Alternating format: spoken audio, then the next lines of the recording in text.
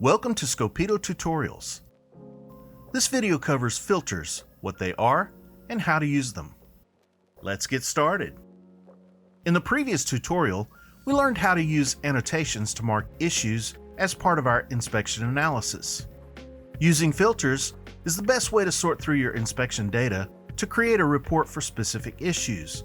For example, if you need to see all of your severity level 5 issues, or perhaps you need to see all of your assets with corrosion issues.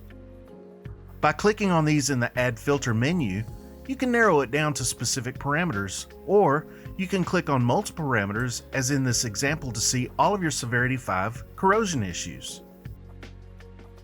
Once you're satisfied with your filter configuration, you can click on the Reports button at the top of the right side menu and generate a report based on those parameters. In the next tutorial, we will learn more about generating reports. Thank you for taking time to view this tutorial, and we'll see you in the next one.